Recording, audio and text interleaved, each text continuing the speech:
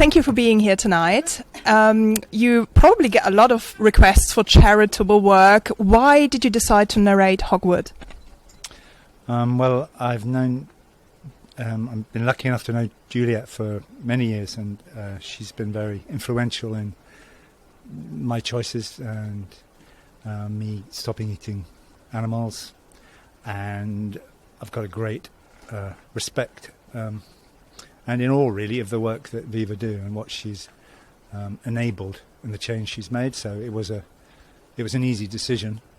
If I was, to be able to kind of use the whatever. Well, it's the first time I've properly presented a documentary, and I've wanted to do something like that, to do it for a cause such as this was an easy decision. Yeah.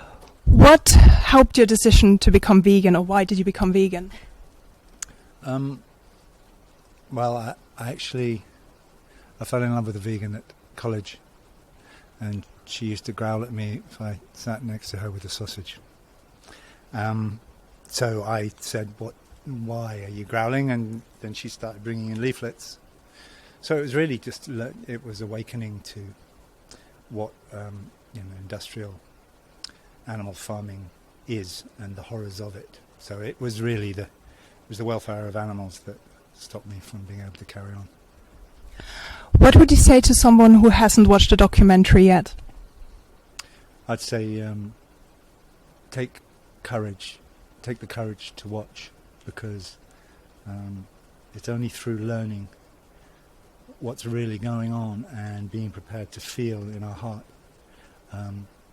that connection to our beloved animals that you're going to want to make a change, because we've been kind of anaesthetized to not making that connection to animals, and it's so unspeakably, you just can't really believe that we're living in a world where that sort of suffering is being inflicted for a meal on our plate.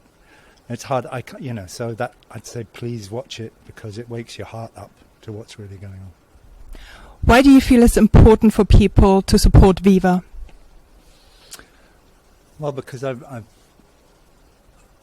think somewhere in our hearts we're all kind of holding a prayer for a world where we can love and respect our animals. I think that's in our nature, and we've just forgotten it.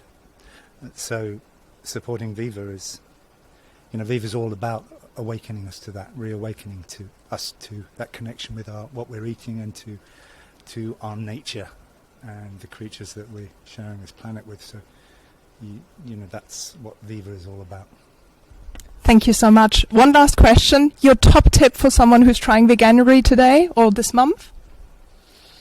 Top tip is just enjoy and experiment and learn some new recipes, because there's some wonderful, I wasn't much of a cook before I became vegan, and it introduced me to all sorts of wonderful delicacies and dishes. Your favorite? My favorite would be actually something like Thai green curry. Amazing. Lovely. Thank you so much for being here and for your support to Viva.